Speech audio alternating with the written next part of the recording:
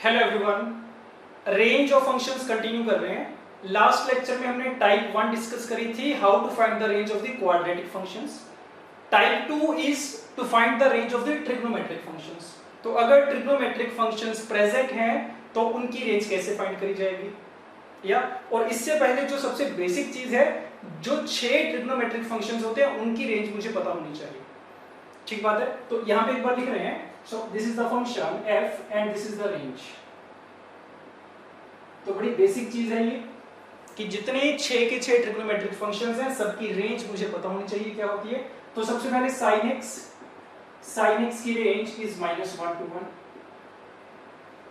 ठीक है। Then cos x की रेंज इज अगेन -1 to 1। इसके बाद tan x की रेंज क्या होती है, -∞ से +∞, all real numbers. Then cot x, again the range is all real numbers। then there is secant x। तो secant x क्या होता है, 1/cos x होता है, right. This is 1/cos x। और cos x की रेंज मुझे पता है -1 to 1 है। तो इस सारे की रेंज अगर -1 to 1 है तो algebra of the range of the function से मुझे पता है कि ऐसे नंबर्स का अगर मैं रेसिप्रोकल करूंगा, अगर f वाले फंक्शन की रेंज -1 to 1 है, उसका रेसिप्रोकल करने से उसकी रेंज क्या आ जाएगी। तो क्योंकि इस इंटरवल में 0 प्रेजेंट है तो नेगेटिव नंबर्स वालों को अलग से कंसीडर करा जाएगा, पॉजिटिव वालों को अलग से। तो जो नेगेटिव वाले नंबर्स होंगे उसकी कोरस्पोंडिंग रेंज क्या आएगी, -∞ से -1 आएगी। सो -∞ से -1। और पॉजिटिव नंबर्स हैं 0 to 1, उनकी रेंज क्या आएगी रेसिप्रोकल्स की, 1 to ∞। So this is the range of the secant x and finally cosecant x। So cosecant x की रेंज मुझे पता होनी चाहिए। सिमिलर तरीके से आ जाएगी, 1/sin x करेंगे, sin x की रेंज -1 to 1, तो इसकी भी सेम आ जाएगी। So -∞ to -1 union 1 to ∞। तो 6 के 6 जो ट्रिग्नोमेट्रिक फंक्शंस हैं इनकी डोमेन मुझे पता होनी चाहिए, रेंज पता होनी चाहिए। अब इसकी हेल्प से हम इनसे रिलेटेड जितने भी फंक्शंस हैं इन सब की रेंज भी फाइंड कर पाएंगे। ठीक है जी। तो ट्राई करते हैं, starting with the first part, fx = 2 sin x + 1। तो करेंगे क्या, sin x की रेंज मुझे पता है, ठीक है। तो ऐसे स्टेप बाय स्टेप चलता जाएगा, ये कोई खास बात नहीं है। sin x की रेंज मुझे पता है -1 to 1 होती है। मुझे किसकी रेंज चाहिए, 2 sin x + 1 की। तो अगर मैं इसको 2 से मल्टीप्लाई कर दूं, सो 2 sin x की रेंज वुड बी -2 से 2। यस। और अगर इसमें मैं 1 ऐड कर दूं तो 2 sin x + 1 की रेंज क्या होनी चाहिए, तो होगा क्या, इस नंबर में भी 1 ऐड हो जाएगा, इसमें भी 1 ऐड हो जाएगा। सो -1 से लेके 3। तो ये सिंपल सा तरीका है ऐसे फंक्शंस की रेंज फाइंड करने का। sin x की रेंज मुझे पता होनी चाहिए, फिर 2 से मल्टीप्लाई कर दिया, 1 ऐड कर दिया। या सिमिलरली सेकंड पार्ट की भी रेंज फाइंड करी जा सकती है। कहां से स्टार्ट करा जाए, sin² x को पकड़ लो। sin² x की रेंज मुझे पता है क्या, sin x की रेंज अगर -1 to 1 होती है तो sin² x की रेंज क्या होगी, 0 to 1 हो जाएगी। ये बात सही है। तो sin² x की रेंज इज 0 to 1। यहां से स्टार्ट करेंगे, फाइन। और मुझे क्या चाहिए, -3 से मल्टीप्लाई करना है तो -3 से मल्टीप्लाई करवा दो। तो नेगेटिव नंबर से मल्टीप्लाई करने से क्या होता है, इनइक्वालिटी रिवर्स हो जाती है। तो इसको -3 से मल्टीप्लाई करूंगा 0, इसको करूंगा तो -3, सो ऑर्डर रिवर्स हो जाएगा, -3 से 0। ये रेंज आ गई। या अब मुझे क्या करना है, इसमें 4 ऐड करना है तो 4 ऐड कर दो। सो 4 - 3 sin² x की रेंज क्या हो जाएगी, इसमें 4 ऐड करेंगे, इसमें 4 ऐड करेंगे तो 1 से लेके 4 तक आ जाएगी। Correct. Okay. Third part check कर लो, cos to the power 4x/5 - sin to the power 4x/5। तो देख के पता चल रहा है, पहले मुझे थोड़ा सा सिंपलीफाई करना पड़ेगा इसको। और सिंपलीफाई करने के लिए a² - b² वाली आइडेंटिटी यूज कर सकते हैं। तो आप लोग देख पाओगे कि this can be written as cos की पावर 4θ - sin की पावर 4θ है। तो ये बन जाएगा, this is equal to cos² x/5 - sin² x/5 multiply with cos² x/5 plus sin² x/5। ये बात ठीक है क्या, या ये cos² का स्क्वायर था, ये sin² का स्क्वायर, तो a² - b² यूज करा हमने, a - b * a + b। अब चेक करो, cos² θ प्लस sin² θ, ये तो 1 होता है तो इसकी वैल्यू तो होगी 1। बचा क्या, ये cos² θ - sin² θ, इसका फॉर्मूला इज cos 2θ। तो this is cos of 2x/5। या अब कोस की रेंज क्या होती है, इस सारे को अगर मैं थीटा मान लूं ना तो कोस थीटा की रेंज क्या होती है, -1 to 1 होती है, तो इसकी रेंज भी क्या हो जाएगी, -1 to 1 हो जाएगी. सो this belongs -1. So the range is this.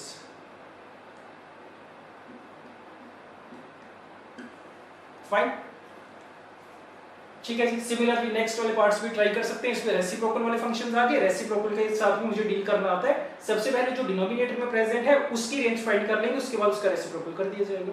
तो ट्राई करते हैं ये तीनों. ओके, फोर्थ पार्ट देख लो. 1/8 - 3 sin x. तो कहां से स्टार्ट करें, sin x से स्टार्ट कर लेते हैं. sin x की रेंज मुझे पता है -1 to 1.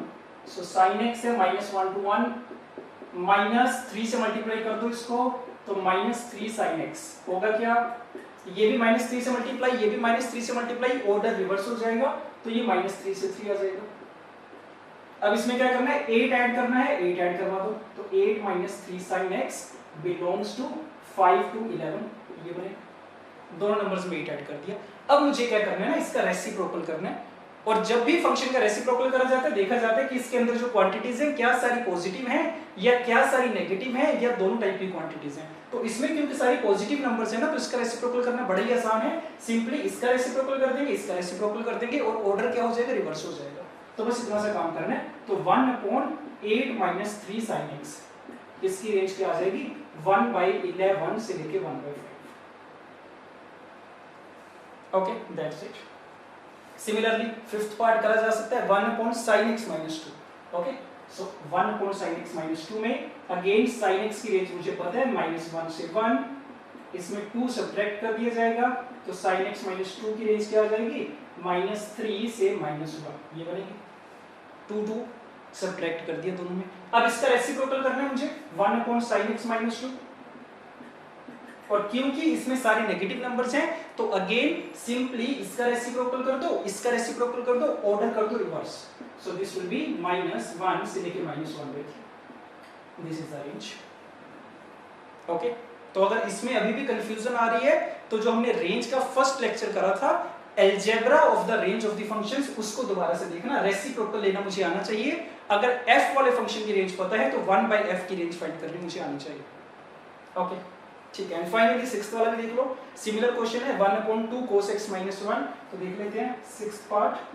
इसमें cos x वाला फंक्शन आ गया तो cos x की रेंज भी मुझे पता है, यहां से स्टार्ट कर लेंगे. So cos x belongs to -1 to 1. 2 से मल्टीप्लाई कर देंगे, क्या बनेगा, -2 से 2 और 1 सब्ट्रैक्ट कर देंगे तो 2 cos x - 1 क्या बन जाएगा, ये -3 से लेके 1. ये बना. अब इसका रेसिप्रोकल करना है मुझे 1/2 cos x - 1. तो रेसिप्रोकल करते टाइम ध्यान रखा जाएगा दोनों टाइप के नंबर्स है, नेगेटिव भी पॉजिटिव भी. तो -∞ वाली चीज भी आएगी, इन्फिनिटी वाला भी आएगा. तो नेगेटिव नंबर्स देखो -3 से 0 तो उनका रेसिप्रोकल आ जाएगा -∞ से -1/3. सो -∞ से -1/3. और पॉजिटिव नंबर्स कौन से हैं, 0 to 1, तो उनका रेसिप्रोकल करोगे तो रेंज क्या आ जाएगी, 1 से ∞. या तो बस इतनी सिंपल सी बात है. तो इसके बाद कुछ और क्वेश्चंस ट्राई करते हैं. क्या ओके, ये कुछ और क्वेश्चंस ट्राई करते हैं. देखना 7th part fx is equal to this. fx is equal to 5 + 3 sin x + 4 cos x. इसकी रेंज फाइंड करनी है. रेंज का मतलब इसकी मैक्सिमम वैल्यू फाइंड करनी है और मिनिमम वैल्यू फाइंड करनी है. ठीक है. अब इसमें ना दो टाइप के फंक्शंस आ गए, sin x का फंक्शन और cos x का फंक्शन. अब इसमें एक छोटी सी चीज का ध्यान रखना है. कई बार बच्चे गलती क्या करते हैं ना, अगर उनसे पूछा जाए कि इसकी मैक्सिमम वैल्यू बताओ तो हम ये बोल देते हैं कि भाई sin x की मैक्सिमम वैल्यू 1 होती है और cos x की मैक्सिमम वैल्यू भी 1 होती है. तो इसको भी 1 डाल देंगे, इसको भी 1 डाल देंगे तो 5 + 3 + 4 कितना आ गया, 12 आ गया. तो fx की मैक्सिमम वैल्यू 12. तो दैट इज नॉट करेक्ट. तो ये करना गलत है कि तुम sin x की मैक्सिमम वैल्यू देख रहे हो, cos x की मैक्सिमम वैल्यू देख रहे हो और दोनों को एंटर कर रहे हो. This is not correct because sin x और cos x की वैल्यू ना कभी भी सेम टाइम पे 1 तो हो ही नहीं सकती. जब sin x की वैल्यू 1 होगी तो cos x की वैल्यू ऑटोमेटिकली क्या हो जाएगी, 0 हो जाएगी. sin² x + cos² x = 1 वाली आइडेंटिटी होती है.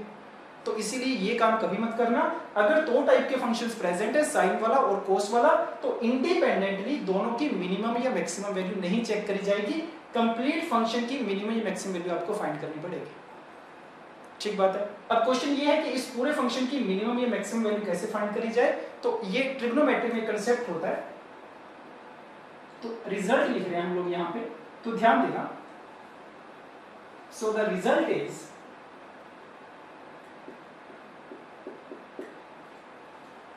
ये किस टाइप का फंक्शन है, ये a sin x plus b cos x type का फंक्शन है। तो अगर a sin x plus b cos x type का फंक्शन हो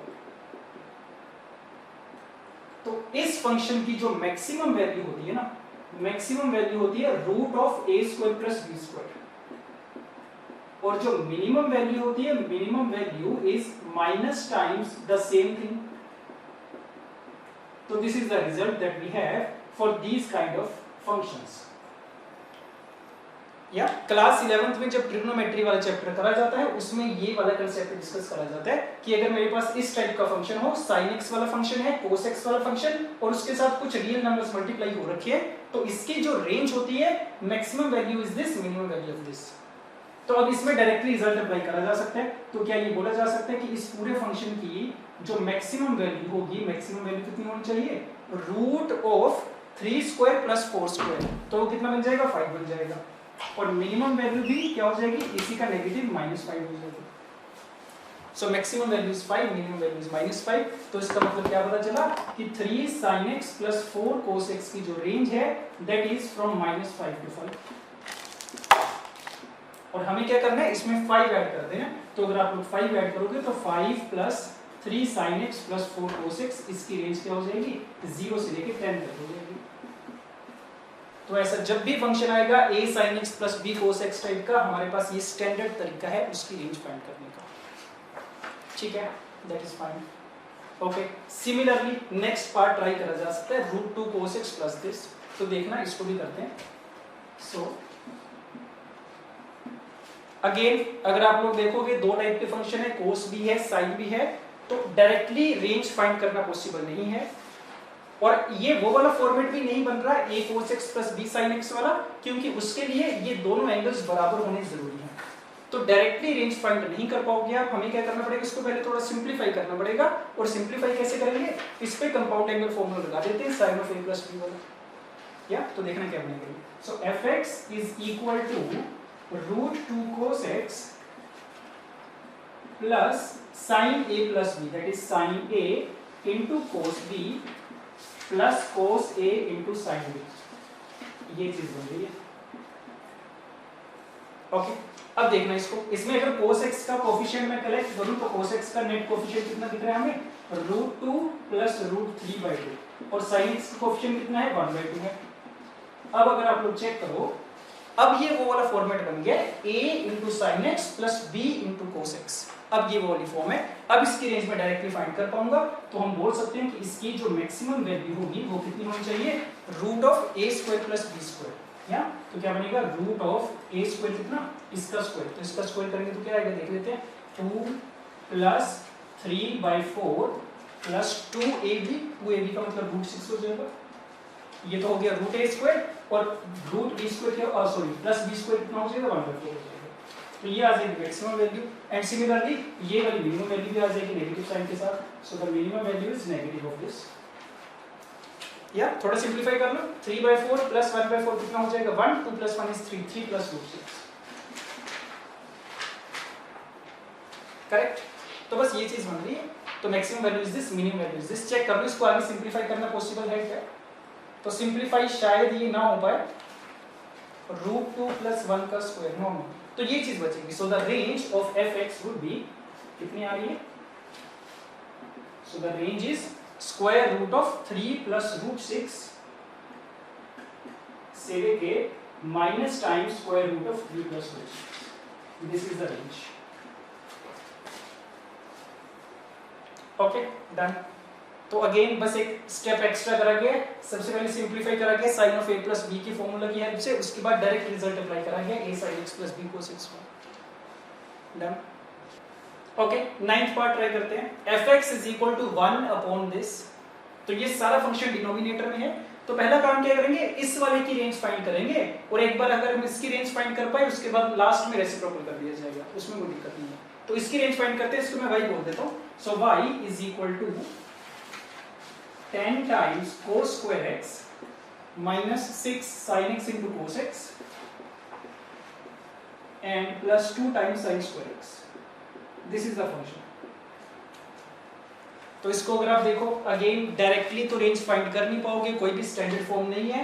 क्या करना पड़ेगा, इसको थोड़ा सिंपलीफाई करना पड़ेगा। और सिंपलीफाई कैसे होगा, देखो sin x into cos x वाला एक्सप्रेशन है इसमें, तो इसको तो मैं sin 2x की टर्म्स में लिख सकता हूँ, ठीक है। तो मुझे ये पता है कि sin x into cos x को लिखा जा सकता है sin 2x की फॉर्म में, this will be equal to sin 2x by 2। तो ये काम कर लिया जाएगा, और कोई तरीका नहीं है sin x into cos x के साथ डील करने का, इसके लिए ये करना पड़ेगा हमें। बट अगर एक बार इसको तुमने डबल एंगल में कन्वर्ट कर दिया तो बाकी जो एक्सप्रेशंस है ना, इनको भी हमें डबल एंगल में कन्वर्ट करना पड़ेगा। या तो क्या करते हैं, ये जो cos स्क्वायर x है, अगर आपको पता हो तो cos स्क्वायर x को भी क्या लिखा जा सकता है, 1 प्लस cos 2x बाय 2, ये फॉर्मूला होता है इसका। तो इसका मतलब cos स्क्वायर x को भी डबल एंगल में cos 2x में एक्सप्रेस करना पॉसिबल है, कर लेंगे। And similarly sin square x का जो फॉर्मूला होता है that is 1 minus cos 2x by 2। तो sin स्क्वायर x को भी डबल एंगल में cos 2x में एक्सप्रेस करा जा सकता है। तो ये सब्स्टिट्यूशंस करी जाएंगी सब में, तो आप लोग देखोगे कि सब में डबल एंगल्स आ जाएंगे sin और cos के। तो देखना क्या बनेगा, सो y इज इक्वल टू कितना बनेगा, 10 टाइम्स दिस करेंगे तो 2 into 5 is 10, so 5 times 1 plus cos 2x ये बनेगा। ओके, इसको भी ये पुट करेंगे तो 2 times 3 ये कैंसिल आउट हो जाएगा, सो 3 times sin 2x बन जाएगा। एंड सिमिलरली यहाँ पे भी अगर पुट करेंगे तो 2 into 2 कैंसिल आउट हो जाएगा, तो 1 minus cos 2x बचेगा। या तो क्या बना ये 5 cos 2x minus cos 2x that is 4 cos 2x ये बन गया, और minus 3 sin 2x और 5 plus 1 is 6 ये चीज है। तो इसमें एक्सप्रेस कर दिया हमने। अब इसको इसमें एक्सप्रेस करने का सिग्निफिकेंस क्या है, अगर आप ध्यान से देखो, इस 2x को अगर मैं थीटा मान लूं फॉर द टाइम बीइंग, तो कौन सी फॉर्म है ये, a cos alpha plus b sin alpha वाली फॉर्म है, या a sin alpha plus b cos alpha वाली फॉर्म है, सेम चीज है। सो ये दोनों एंगल क्योंकि इक्वल हैं तो ये वो वाला फॉर्मेट बन रहा है a sin x plus b cos x वाला। तो इसकी रेंज तो मैं फाइंड कर ही पाऊंगा, इसकी रेंज क्या हो जाएगी, root of a square plus b square maximum value होगी। तो करके देख लो, a की वैल्यू लेट अस से -3 है और b की वैल्यू 4 है, तो root of a square plus b square की वैल्यू 5 आ जाएगी। तो इसकी रेंज इज -5 से 5। या इसमें अगर 6 ऐड करेंगे तो y की रेंज क्या आ जाएगी, y बिलोंग्स टू -5 प्लस 6 करोगे तो 1 आ जाएगा, 5 में 6 ऐड करोगे तो 11 आ जाएगा। तो y की रेंज आ गई 1 से लेकर 11 तक।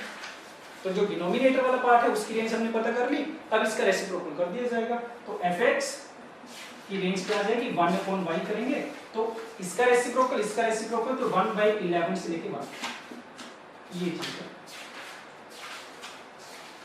ठीक बात है जी। अगेन ऐसे कंसेप्ट ट्रिग्नोमेट्री वाले चैप्टर में सीखते हैं हम लोग क्लास 11th में, करेक्ट। हाँ जी, नेक्स्ट क्वेश्चन देखना, ये थोड़ा सा डिफरेंट टाइप का क्वेश्चन है। fx is equal to mod sin x plus mod cos x, ठीक है, ध्यान देना। तो मॉडुलस आगे, अब इसको करने के ना दो तरीके हो सकते हैं, ध्यान देना, दोनों डिस्कस करते हैं। मेथड नंबर 1 क्या करा जा सकता है, तो fx को लेट अस से फॉर द टाइमिंग y मान लेते हैं। तो मैं क्या कर सकता हूं ना, दोनों साइड पे स्क्वायरिंग कर सकता हूं। तो y की वैल्यू अगर ये है तो y स्क्वायर की वैल्यू क्या हो जाएगी, a square plus b square plus 2ab। तो मोड sin x का square is sin square x only, so sin square x plus cos square x plus 2 times mode of sin x mode of cos x, ये बनेगा।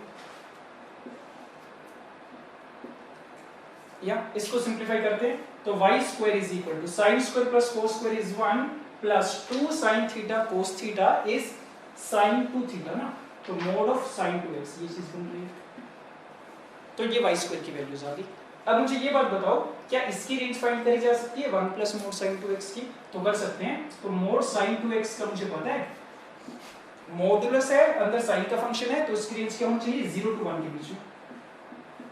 Sign की range क्या होती है, -1 से 1 होती है, तो मॉडुलस आ गया, नेगेटिव हो नहीं पाएगी, 0 से 1 के बीच में हो जाएगी। तो इसमें अगर तुम 1 ऐड करोगे तो 1 plus mode of sin 2x, इसकी रेंज क्या हो जाएगी, 1 से लेकर 2 के बीच में।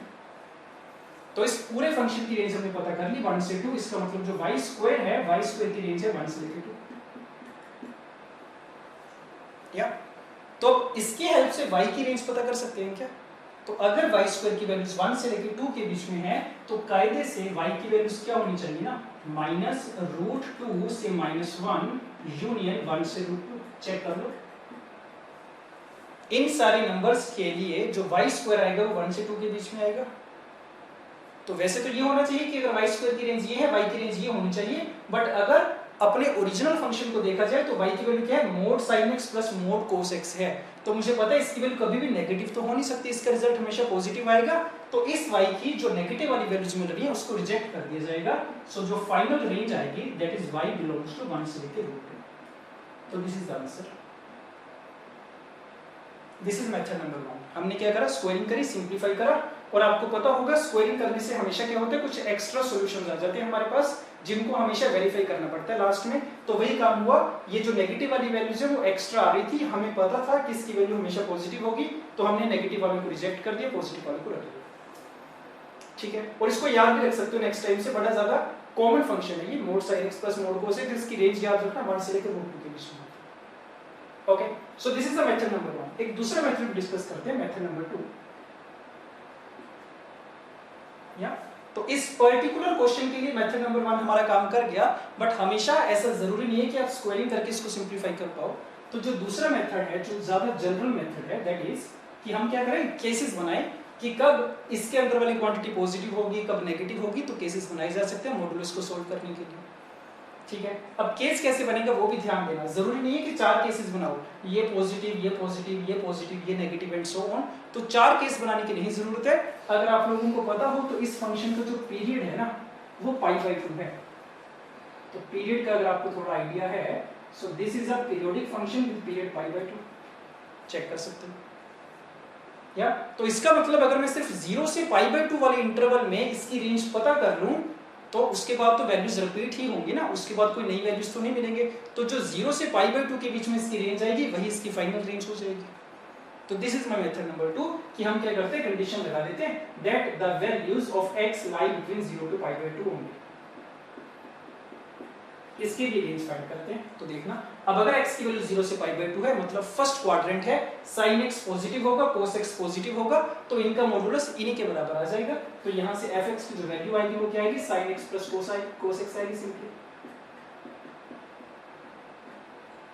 ठीक है, अब एक चीज का और ध्यान देना, अब ये कौन सा फंक्शन है, a sin x plus b cos x type का फंक्शन है। अब ये नहीं बोलना कि वो वाला रिजल्ट मैं अप्लाई करूंगा minus times √a square plus b square से लेकर √a square plus b square, वो वाला रिजल्ट अप्लाई नहीं कर सकते, क्योंकि वो तभी एप्लीकेबल है if x is any real number.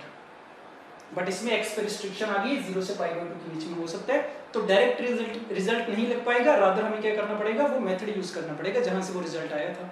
तो मेथड क्या है, ध्यान देना, हम क्या करेंगे, root of a square plus b square की वैल्यू क्या आएगी, √2 आएगी। तो √2 से मल्टीप्लाई करेंगे, √2 से डिवाइड करेंगे, तो 1/√2 sin x plus 1/√2 cos x, ये चीज बनी। ठीक है, अब इसको सिंपलीफाई करो। अब ये वाला जो 1/√2 है ना, इसको मैं लेटर से cos π/4 से रिप्लेस कर दूंगा और इसको मैं sin π/4 से रिप्लेस कर दूंगा। तो अब ये क्या बन गया, sin a cos b plus cos a sin b which is equal to sin of a plus b। तो इसको मैं ऐसे लिख सकता हूँ sin of x plus π/4। तो इस पूरे फंक्शन को हमने इस फॉर्मेट में एक्सप्रेस कर लिया। अब इसकी रेंज मुझे फाइंड करनी आनी चाहिए। तो अगर x की वैल्यू 0 से π/2 के बीच में है तो x प्लस π/4 की वैल्यू किसके बीच में आएंगी, π/4 ऐड कर देंगे, सो π/4 से लेके 3π/4। अब x प्लस π/4 की वैल्यू जिस इंटरवल में है, इसका अगर मैं साइन ले लूं ना, तो sin of x प्लस π/4 की वैल्यू किस रेंज में आएगी, ध्यान दो, ग्राफ से देखा जा सकता है या फिर क्वाड्रेंट से या फिर डायरेक्टली भी। π/4 पे sin की वैल्यू 1/√2 होती है, इस पे भी 1/√2 होती है, बट बीच में π/2 वाला एंगल भी आएगा जहां पे sin x की वैल्यू मैक्सिमम होगी, 1 के बराबर होगी। तो इस पूरे इंटरवल में sin की जो रेंज आएगी ना वो 1/√2 से लेके 1 के बीच में आएगी। या x की जो हमने वैल्यूज पे रिस्ट्रिक्शन लगाई थी, 0 से π/2 था, x प्लस पाई बाई 4 की वैल्यू जिस इंटरवल में आई, इसका अगर मैं साइन लूंगा मैक्सिमम वैल्यू 1 आएगी, मिनिमम वैल्यू आएगी 1/√2। तो इसकी रेंज पता चल गई, इसको √2 से मल्टीप्लाई कर देंगे तो √2 times sign of x plus pi by 4 की रेंज क्या आ जाएगी, दिस विल बी 1 से लेकर √2। तो यहां से भी सेम आंसर आ रहा है, fx की रेंज इज 1 से लेकर √2। तो दोनों मेथड ठीक है या। तो इस पर्टिकुलर क्वेश्चन के लिए ये वाला मेथड हमारा काम करके ये बढ़िया तरीका है। मेथड नंबर 2 में हमेशा क्या कर सकते हैं, केसेस तो बना ही सकते हैं। जब भी मॉड्यूल्स वाला क्वेश्चन होगा केसेस बना के तो उसको ब्रेक करा ही जा सकता है, कोई डाउट नहीं है उसमें। फाइन, ओके नेक्स्ट क्वेश्चन देख लो 11th part, fx is equal to 3 times mod of sin x minus 4 times mod of cos x। तो देखने में तो सिमिलर सा क्वेश्चन लग रहा है कि साइन और कोस वाले फंक्शंस है, दोनों पे मॉड्यूलस भी प्रेजेंट है, ठीक है। अब पहली चीज जो हमने मेथड नंबर 1 यूज करा था लास्ट क्वेश्चन में, वो वाला इस केस में काम नहीं आएगा, स्क्वायरिंग करके इसको सिंपलीफाई नहीं कर पाओगे, ठीक है। तो वो तो रूल आउट हो गया। जो मेथड नंबर 2 हमने करा था कि केसेस बना लो sin x positive cos x positive उसके कोरस्पोंडिंग, और उसमें भी केसेस बनाना हमारे लिए आसान हो गया था क्योंकि उसका पीरियड π/2 आ रहा था, तो एक ही केस से काम चल गया था। तो इस पर्टिकुलर फंक्शन में इसका पीरियड कितना होगा ना, इसका पीरियड पाई होगा क्योंकि mod sin x का पीरियड भी पाई होता है, इसका भी पाई होता है, तो पीरियड इसका पाई है। तो एक मेथड तो ये हो सकता है कि आप दो केसेस बना लो, केस नंबर 1 जब x की वैल्यू 0 से π/2 है, और केस नंबर 2 जब x की वैल्यू π/2 से पाई है। तो ये तो एक मेथड हो गया, केसेस बना के करा जा सकता है या। बट इस पर्टिकुलर क्वेश्चन में केसेस बनाने की भी नहीं जरूरत है, एक बड़े ज्यादा सिंपल तरीके से सॉल्व हो जाएगा ये। ध्यान देना कैसे होगा, देखो एक चीज समझना ध्यान से, अगर मुझे fx की मैक्सिमम वैल्यू फाइंड करनी है ना, fx की अगर मुझे मैक्सिमम वैल्यू फाइंड करनी है तो मैं क्या चाहूंगा,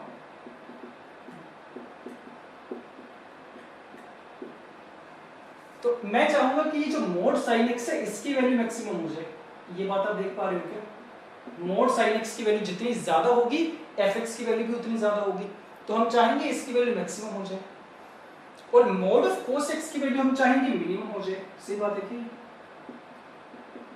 mod cos x की वैल्यू जितनी कम होगी, क्योंकि ये क्वांटिटी सब्ट्रैक्ट में है, माइनस में है, तो जितनी इसकी वैल्यू कम होगी उतनी fx की वैल्यू ज्यादा होगी। तो हमारा एम है इसको हम मैक्सिमम कर दें जितना हो सके, इसको मिनिमम कर दें जितना हो सके।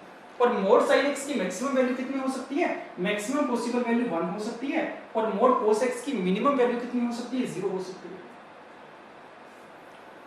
तो जिस चीज के लिए मैंने आपको मना करा था कि दोनों की इंडिपेंडेंटली मैक्सिमम या मिनिमम वैल्यू नहीं देख सकते, उसका रीजन क्या था कि दोनों सेम टाइम पे कभी एग्जिस्ट करेंगे नहीं। बट इस केस में ऐसा हो रहा है कि जब mod sin x की वैल्यू 1 होगी ना, तब mod cos x की वैल्यू 0 हो जाएगी। तो हियर इट इज पॉसिबल कि ये दोनों की दोनों सेम टाइम पे एग्जिस्ट कर जाए, तो इसमें ये काम चल जाएगा हमारा, ठीक है। हम क्या चाहते हैं, mod sin x की वैल्यू मैक्सिमम हो और mod cos x की वैल्यू मिनिमम हो। इसकी मैक्सिमम वैल्यू 1 हो सकती है, इसकी मिनिमम वैल्यू 0 हो सकती है, और मजे की बात ये है ये दोनों सेम टाइम पे एग्जिस्ट कर सकती है। तो बस पता चल गया, क्या पता चला कि fx की मैक्सिमम वैल्यू क्या होगी अब, so the maximum value of fx, तो sin x की जगह 1 पुट कर देंगे और mod cos x की जगह 0, so the result is 3, so maximum value is 3, correct. और सेम काम हम मिनिमम वैल्यू के लिए भी तो कर सकते हैं। fx मिनिमम के लिए हम क्या चाहेंगे कि mod sin x की वैल्यू मिनिमम हो जाए, या for fx to be minimum इसको हम मिनिमम करना चाहेंगे, और mod ऑफ cos x को मैक्सिमम करना चाहेंगे। और mod sin x की मिनिमम वैल्यू 0 हो सकती है, mod cos x की मैक्सिमम वैल्यू 1 हो सकती है, और दोनों सेम टाइम पे एग्जिस्ट कर सकती हैं। तो इसका मतलब fx की minimum value in this case is 3 times 0 minus 4 times 1, that is -4। तो बस मिनिमम वैल्यू पता चल गई, मैक्सिमम वैल्यू पता चल गई, तो रेंज लिख सकते हो आप -4 से लेके 3। सो the range of this function is from -4 to 3, या। तो अगेन केसेस बनाने वाला मेथड तो है ही, that is the universal method, हमेशा काम करेगा। बट इस पर्टिकुलर क्वेश्चन में हमें जरूरत नहीं पड़ी, इतने बड़े ज्यादा सिंपल से तरीके से हमारा काम हो गया। हाँ जी, नेक्स्ट पार्ट देखते हैं। fx is equal to this, इसकी रेंज फाइंड करनी है, तो थोड़ा सा सिंप्लीफाई कर लेते हैं जितना भी हम कर पाएंगे। सबसे पहले शायद आप देख पाओगे 1 + tan स्क्वायर x किसके बराबर होता है, secant स्क्वायर x के। तो square root of secant square x को लिखा जा सकता है mod ऑफ secant x ना, तो this is sin x upon mod of secant x, ये बनेगा, या। And similarly minus times cos x upon 1 plus coat square x क्या होता है, कोसिकेट स्क्वायर एक्स होता है, उसका रूट करेंगे तो मोड ऑफ कोसिकेट एक्स आ जाएगा, ये चीज है। अब मोड ऑफ सीकेंट एक्स को 1 अपॉन कोस एक्स तो लिखा जा सकता है, तो इसका मतलब ये पूरा फंक्शन लिखा जा सकता है sine x into mode of cos x minus cos x into mode of sine x, इसके बराबर हो गई, करेक्ट। तो इतना सिंपलीफाई किया जा सकता है इसको। और एक चीज का ध्यान देना, तुमने सीकेंट को कोस में कन्वर्ट करा है तो डोमेन चेंज हो गई है फंक्शन की, तो ध्यान रखना सीकेंट एक्स की वो वाली वैल्यूज हमारी डोमेन का पार्ट नहीं होंगी जिसपे सीकेंट एक्स अनडिफाइंड होता है या कोसेकेंट एक्स अनडिफाइंड होता है। तो इसका मतलब x can not be equal to 2n plus 1 pi by 2, क्योंकि इस पे क्या हो जाएगा, सीकेंट एक्स अनडिफाइंड हो जाएगा। Also x can not be equal to n pi, तो ये वाली x की वैल्यूज हमारी डोमेन का पार्ट नहीं है। तो बाकी जो डोमेन का पार्ट है उसके कोरिस्पोंडिंग फंक्शन ये आएगा और उसकी रेंज फाइंड करनी है हमें। अब इसमें फिर से सिमिलर सी सिचुएशन है कि साइन और कोस वाले जो फंक्शन है उस पर मॉडुलस प्रेजेंट है, तो इसमें भी सेम काम करा जा सकता है, केसेस बनाए जा सकते हैं। या तो इसमें केसेस बना लेते हैं। क्या होगा, सबसे पहले इसका जो पीरियड आएगा ना, तो पीरियड कितना होगा इसका, it would be period would be 2 पाई, इसका पीरियड 2 पाई है, तो 4 ही केसेस बनाने पड़ेंगे आपको, और कोई तरीका नहीं है। सो fx इज इक्वल टू, तो देखो केसेस बनाते हैं। पहला केस, जब x फर्स्ट क्वाड्रेंट में है, तो if x belongs to the first quadrant 0 से पाई बाई 2, 0 को इंक्लूड नहीं कर सकते, पाई बाई 2 को इंक्लूड नहीं कर सकते क्योंकि ये कंडीशन है। तो अगर x 0 से पाई बाई 2 में है, मतलब फर्स्ट क्वाड्रेंट में है, तो मोड ऑफ cos x के बराबर होगा, मोड ऑफ sin x के बराबर, तो sin into cos minus cos into sine 0 हो जाएगा उस केस में। या तो when x belongs to 0 to pi by 2 fx is equal to 0, पहला केस। दूसरा केस, अगर x सेकंड क्वाड्रेंट में है, पाई बाई 2 से पाई, उस केस में साइन पॉजिटिव होता है, कोस नेगेटिव होता है, तो ये क्या बन जाएगा, minus sine x cos x, और ये भी minus sine x cos x, तो minus times 2 sine x cos x, that means minus sine 2x, ये बनेगा। या third case, when x belongs to the third quadrant, pi से 3 पाई by 2, third quadrant में क्या सिचुएशन होती है, sine is negative, cos is negative, तो इसको एक्सपैंड करो, ओपन करोगे तो माइनस साइन आएगा, इसको ओपन करोगे तो माइनस साइन, तो क्या बनेगा, minus sine into cos plus sine into cos, again 0। And finally fourth case, अगर x फोर्थ क्वाड्रेंट में है, 3 पाई बाई 2 से लेकर 2 पाई, उस केस में साइन नेगेटिव होगा, कोस पॉजिटिव होगा, तो sine into cos plus sine into cos, तो साइन 2x बन जाएगा। तो ये मेरा फंक्शन बन गया, 4 केसेस बन गए। 2 पाई का पीरियड था, तो 2 पाई तक देखा कि उसके बाद तो वैल्यूज रिपीट करती जाएंगी, कोई भी नई वैल्यू नहीं मिलेगी। अब इसकी रेंज फाइंड कर सकते हैं कि यहाँ से, तो एक तो पता चल गया रेंज में 0 आएगा, ये पता चला। इसको देखो ध्यान से, माइनस साइन 2x को, तो ध्यान देना, अगर x की वैल्यूज पाई बाई 2 से पाई के बीच में है, तो उस केस में 2x की वैल्यूज क्या होंगी, पाई से लेके 2 पाई।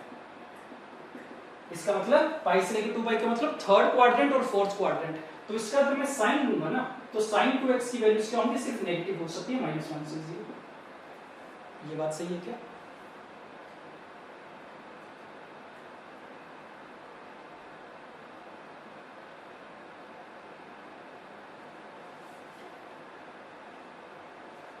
sin 2x, sorry, sin 2x belongs to -1 to 0, तो अगर 2x की वैल्यूज थर्ड या फोर्थ क्वाड्रेंट में है, उसके साइन की वैल्यूज क्या होंगी, -1 से 0 के बीच में होंगी। -1 हो सकता है क्योंकि 3 पाई बाई 2 पे -1 हो गई, तो इसका मतलब ये कि sin 2x की वैल्यूज -1 to 0 के बीच में है, तो माइनस से अगर मैं मल्टीप्लाई करूंगा तो माइनस sin 2x की वैल्यूज क्या आ जाएंगी, 0 से लेके 1 के बीच में। तो इस वाले फंक्शन की जो रेंज हमें मिल रही है वो 0 से 1 मिल रही है। क्या? और इस वाले केस में भी देख लो, x की वैल्यूज अगर 3 पाई बाई 2 से 2 पाई है, तो 2x का एंगल है ना, तो 2x की वैल्यूज क्या हो जाएंगी, 3 पाई से लेके 4 पाई। या और 3 पाई से 4 पाई का मतलब फिर से थर्ड क्वाड्रेंट आ गया, फोर्थ क्वाड्रेंट आ गया, तो इसका अगर मैं साइन लूंगा तो sin 2x की वैल्यूज फिर से नेगेटिव आएंगी, -1 से लेके 0 के बीच में आएंगी। क्या? तो इसकी रेंज क्या आ गई, -1 से लेके 0।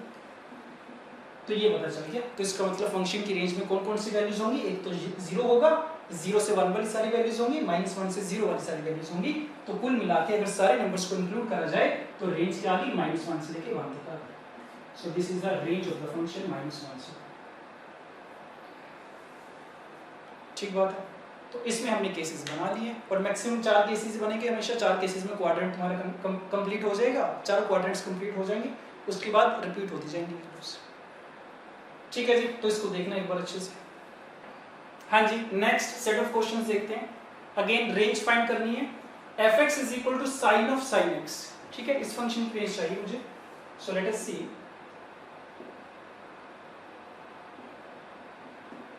fx is equal to sine of sine x। तो एक ट्रिग्नोमेट्रिक फंक्शन के अंदर दूसरा ट्रिग्नोमेट्रिक फंक्शन है। तो ऐसे क्वेश्चन को करने का बेस्ट मेथड होता है ग्राफ की हेल्प से करा जा सकता है इसको।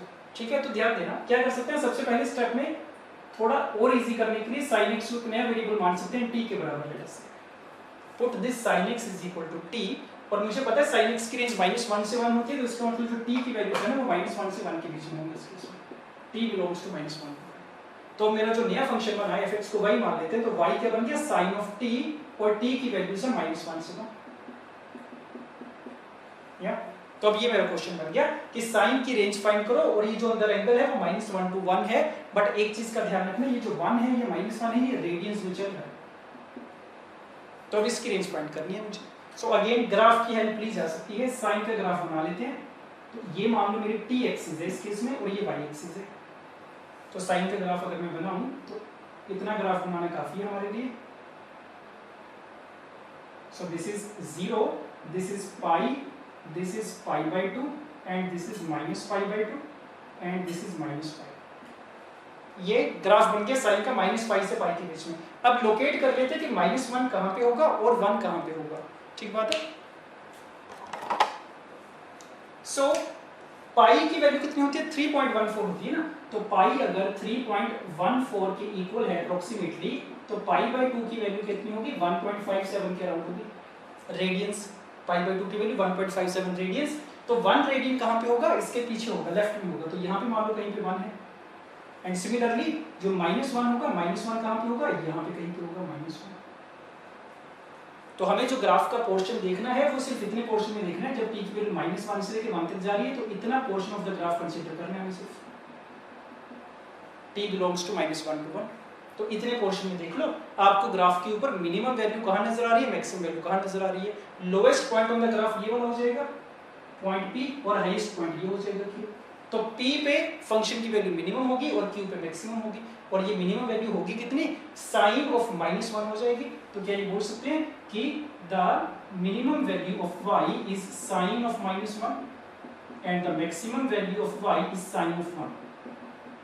तो बस पता चल गया, रेंज आ गई। तो इसका मतलब the range of the function is this sin -1 से sin 1, और sin -1 को -sin 1 तो लिखा जा सकता है। सो -sin 1 से लेकर sin 1। तो ये चीज है। तो ऐसा जब भी क्वेश्चन आ जाए, ये बेस्ट तरीका है इसको सोल्व करने का, ग्राफ की हेल्प से करा जा सकता है। या सिमिलरली बाकी जो पार्ट्स हैं, नेक्स्ट वाला, नेक्स्ट वाला, नेक्स्ट वाला, नेक्स्ट वाला, ये सारे सेम कंसेप्ट के ऊपर बेस्ड है, इनको भी ट्राई करा जा सकता है। या तो नेक्स्ट क्वेश्चन ट्राई करते हैं। हाँ जी, देखना sin of 2 cos x। Again sine के अंदर जो पूरा एंगल है उसको t मान लेते हैं। Let 2 cos x is equal to t, और cos x की रेंज होती है -1 से 1, तो इसका मतलब t की रेंज क्या हो जाएगी -2 से 2 हो जाएगी। तो मेरा क्वेश्चन क्या बन गया, that y is equal to sin t का फंक्शन है, और t की रेंज है -2 से लेकर 2। तो ग्राफ की हेल्प से पता लगाया जा सकता है। तो देख लो, फिर से मैं वही काम करूंगा, साइन का ग्राफ बनाऊंगा, 0 से पाई में बना लेते हैं पॉजिटिव साइड पे, और -पाई तक बना लेते हैं नेगेटिव साइड पे। सो this is -pi, this is pi, this is pi by 2, this is -pi by 2। ठीक है, तो लोकेट करो t इज इक्वल टू 2 वाला नंबर कहां पे होगा और -2 कहां पे होगा। This is the t axis, ये 1 तक जा रहा है, ये -1 तक जा रहा है। तो t इज इक्वल टू 2 कहां पे होगा, फिर से वही सेम चीज, 2 रेडियंस है, और पाई बाय 2 रेडियन की वैल्यू होती है 1.57। तो इससे थोड़ा आगे होगा ना राइट में, तो यहाँ पे मान लो 2 है, और लेफ्ट हैंड साइड में यहाँ पे कहीं पे होगा, ये मान लो -2। तो t की वैल्यूज -2 से 2 तक जा सकती है। तो ग्राफ का कितना पोर्शन कंसीडर करा जाएगा, इतना पोर्शन कंसीडर करेंगे। तो इतने पूरे पोर्शन में देख के पता करो कि मिनिमम वैल्यू कहां पे होगी, मैक्सिमम वैल्यू कहां पे होगी। ग्राफ के ऊपर लोएस्ट पॉइंट कहां मिलेगा, हाईएस्ट पॉइंट कहां मिलेगा। तो क्या ये बोल सकते हैं कि लोएस्ट पॉइंट तो यही वाला होगा पॉइंट P, और हाईएस्ट पॉइंट यहां पे होगा Q।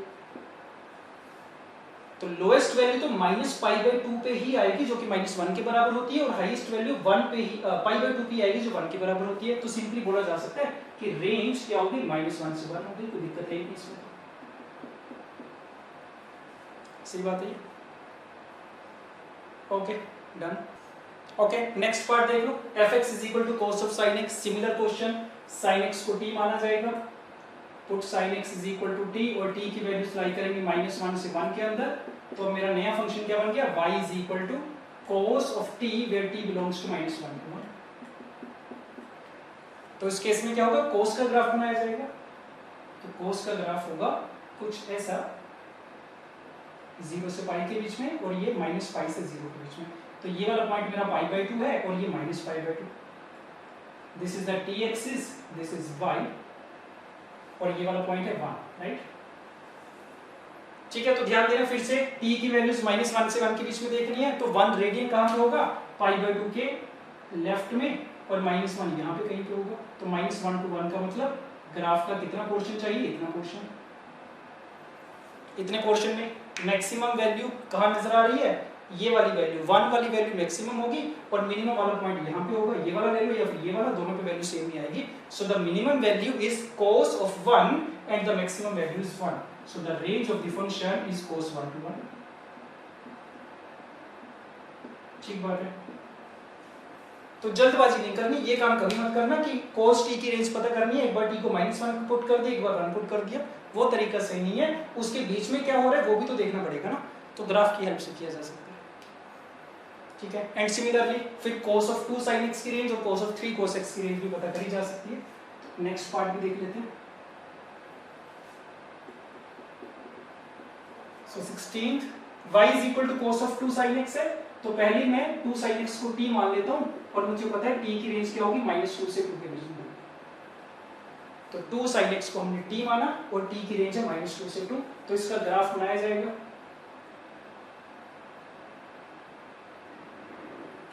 This is the graph. तो ये वाला point again π/2, -π/2, this is π/2 and this is 1। Okay, -2 से 2 के बीच में देखना है। तो 2 की वैल्यू π/2 रेडियन से थोड़ी ज्यादा होगी। तो मान लो यहाँ पे कहीं पे है 2 और यहाँ पे कहीं पे -2। डन। तो कितना पोर्शन ऑफ द ग्राफ देखना है, इतना पोर्शन। इतने पोर्शन के बीच में देख लो, minimum value, lowest point on the graph कौन सा नजर आ रहा है, हाईएस्ट कौन सा नजर आ रहा है। तो मैक्सिमम वैल्यू तो मुझे दिख रहा है 1 ही होगी, और मिनिमम वैल्यू -1 तक नहीं पहुंच पाएगी। कहां तक जा पाएगी, cos 2 तक जा पाएगी। cos 2 बोल दो या cos of -2 बोल दो, एक ही बात है, दोनों की वैल्यू बराबर आएगी। सो the range should be cos of 2 से लेके 1 तक।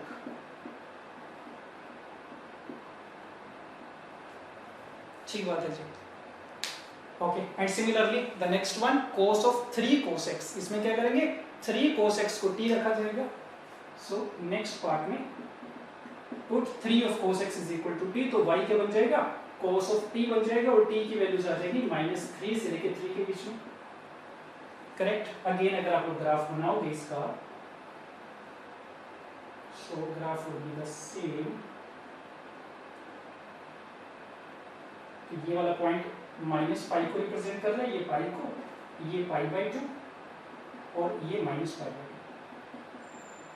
ये ठीक बात है। तो अगेन 3 रेडियन देखो कहां पे होगा, तो 3 रेडियन पाई से अगेन लेफ्ट में होगा, क्योंकि पाई की वैल्यू तो 3.14 होती है।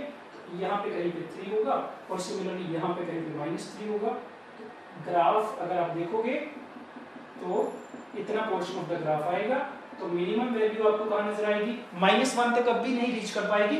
तो minimum value cos 3, maximum value is 1। So range is cos 3 से 1। तो आप लोग देख पा रहे होंगे कि इसमें भी cos 3 की वैल्यू मिनिमम आ रही है। बट अगर मैं यहाँ पे cos of 4 cos x कर दूं, cos of 4 cos x, तो उसमें आप लोग देखोगे कि यहाँ पे t की वैल्यूज -4 से 4 होंगी। तो 4 कहां पे आएगा, पाई के आगे चला जाएगा, और जैसे ही इसकी वैल्यू पाई से आगे जाएगी तो मिनिमम वैल्यू कितनी मिलना शुरू हो जाएगी, -1 मिलना शुरू हो जाएगी। तो जब तक आप लोग पाई के लेफ्ट में हो, ये वाली वैल्यूज मिनिमम मिल रही है। बट जैसे ही पाई के आगे चले गए, t को 4 रख दिया लेटर से, तो उस केस में मिनिमम वैल्यू कितनी आ जाएगी, -1 आ जाएगी। ठीक है जी। तो ये जितने भी टाइप के क्वेश्चन है, सारे क्वेश्चन इस मेथड से करे जा सकते हैं, ग्राफिकल मेथड से। फाइन। लास्ट के 2 भी ट्राई कर लेते हैं। हाँ जी, नेक्स्ट क्वेश्चन देखो, अगेन सिमिलर सी सिचुएशन है, ट्रिग्नोमेट्रिक फंक्शन के अंदर दूसरा ट्रिग्नोमेट्रिक फंक्शन है, तो सिमिलर तरीके से करा जा सकता है। तो cos स्क्वायर x की रेंज मुझे पता है 0 to 1 होती है, या π/4 cos स्क्वायर x की रेंज क्या होगी, π/4 cos स्क्वायर x की रेंज हो जाएगी 0 से लेके π/4। तो बस अब क्या करना है, मुझे सीकेंट वाला फंक्शन लगाना है, तो सीकेंट फंक्शन लगाया जा सकता है, secant of π/4 cos square x की रेंज। तो सीकेंट का ग्राफ सोच के देखो, या फिर सीकेंट को अगर आप सोचोगे तो cos x वाला फंक्शन कैसा होता है, डिक्रीजिंग फंक्शन होता है फर्स्ट क्वाड्रेंट में, तो सीकेंट वाला इंक्रीजिंग फंक्शन होगा क्योंकि उसका रेसिप्रोकल है। तो सीकेंट वाला function is the increasing function in the first quadrant. तो 0 से π/4 के बीच में सीकेंट की जो वैल्यूज आएंगी, मिनिमम वैल्यू आएगी सीकेंट 0 पे और मैक्सिमम वैल्यू आएगी सीकेंट π/4 पे। तो बस इतनी सी कहानी है इसमें, ठीक है। तो ये मेरा जो fx था, इसकी रेंज क्या आ गई, secant 0 that is 1, secant π/4 that is 2। तो ये रेंज है। तो ये कंपैरेटिवली आसान है, ग्राफ बनाने की भी नहीं जरूरत है क्योंकि मुझे पता है 0 पे मिनिमम वैल्यू आएगी, π/4 पे मैक्सिमम वैल्यू, क्योंकि ग्राफ कैसा है, इंक्रीजिंग फंक्शन है, ठीक है, fine. And finally last part करा जा सकता है, fx is equal to 3 times tan of square root के अंदर 9π²/16 माइनस x²। तो फिर से वही काम करेंगे, पहले जो अंदर वाला फंक्शन है उसकी रेंज फाइंड कर लेंगे, उसके बाद tan लगा दिया जाएगा, ठीक है। तो क्योंकि ये स्क्वायर रूट वाला फंक्शन है तो इसकी रेंज बता सकते हो क्या मुझे, स्क्वायर रूट वाला फंक्शन है तो मुझे पता है स्क्वायर रूट की मिनिमम वैल्यू कितनी हो सकती है, 0 हो सकती है, कभी नेगेटिव तो हो नहीं सकती। तो क्या ये बोल सकते हैं स्क्वायर रूट वाले की जो मिनिमम वैल्यू होगी वो 0 होगी, और 0 कब होगी, जब x² की वैल्यू 9π²/16 हो जाएगी, तो उस केस में इसकी मिनिमम वैल्यू हो जाएगी 0। और मैक्सिमम वैल्यू कितनी हो सकती है, तो इसको मैक्सिमम करने के लिए x² को 0 होना पड़ेगा, क्योंकि ये वाली क्वांटिटी इसमें से सब्ट्रैक्ट हो रही है, तो इसको मिनिमम करना पड़ेगा, ठीक बात है। तो इसको जब 0 रखोगे तो क्वांटिटी क्या हो जाएगी, मैक्सिमम, और मैक्सिमम वैल्यू कितनी आएगी, √9π²/16 दैट इज 3π/4। तो 0 से लेकर 3π/4। तो ये पता चल गया मुझे कि इस वाले फंक्शन की रेंज है 0 से 3π/4। अब इसका अगर मैं tan अप्लाई कर दूंगा तो होगा क्या कि tan of this √9π²/16 minus x²। तो अगेन सोच के देखो, ग्राफ की हेल्प से सोच लो, चाहे क्वाड्रेंट से देख लो। तो यहाँ पे अगर मैं क्वाड्रेंट सिस्टम से देखूं, ये 0 वाला पॉइंट है, ये π/2 है, और 3π/4 कहाँ पे होगा, यहाँ पे होगा 3π/4, या तो इतने एंगल के बीच में देखना है 0 से 3π/4। tan की वैल्यूज देखनी है तो मुझे पता है tan 0 की वैल्यू 0 होती है, π/2 पे tan की वैल्यू होती है इंफिनिटी, यहाँ पे अनडिफाइंड होती है इनफैक्ट। तो हमारा क्वेश्चन ये बना कि जब एंगल 0 से 3π/4 के बीच में है तो tan की वैल्यूज क्या होंगी। तो फर्स्ट क्वाड्रेंट में तो 0 से इंफिनिटी सारी वैल्यूज आ जाएंगी, और जैसे तुम सेकंड क्वाड्रेंट में जाओगे ना, π/2 से थोड़ा सा लेफ्ट में जाओगे तो माइनस इंफिनिटी मिलना शुरू हो जाएगा, और यहाँ पे tan x की वैल्यू -1 है, या तो π/2 के जरा सा लेफ्ट में वैल्यू माइनस इंफिनिटी आएगी, और जरा सा राइट में क्या आएगी, प्लस इंफिनिटी। तो यहाँ से tan x की जो वैल्यूज मिलेंगी मुझे क्या क्या मिलेंगी, नेगेटिव में मिल जाएंगी माइनस इंफिनिटी से -1, और पॉजिटिव में 0 से infinity. So this belongs to minus infinity से -1 यूनियन 0 टू इंफिनिटी, ये वाली वैल्यूज मिलेंगी। ये tan x की वैल्यू से इसको 3 से मल्टीप्लाई कर देंगे, तो 3 से मल्टीप्लाई करके fx की जो वैल्यूज आएंगी वो कौन सी आ जाएंगी, माइनस इंफिनिटी से -3 यूनियन 3 से इंफिनिटी, ये रेंज आ गई फंक्शन की, ठीक बात है जी, डन। तो मोस्टली वैरायटी ऑफ क्वेश्चंस हमने कवर कर लिए जो भी ट्रिग्नोमेट्रिक फंक्शन पे बन सकते थे, और जो square of the trigonometric function वाले होते हैं, क्वाड्रेटिक वाले होते हैं, वो हमने टाइप 1 में कवर कर लिए थे ऑलरेडी, ठीक है। So this type is done, type number 2 is complete, fine.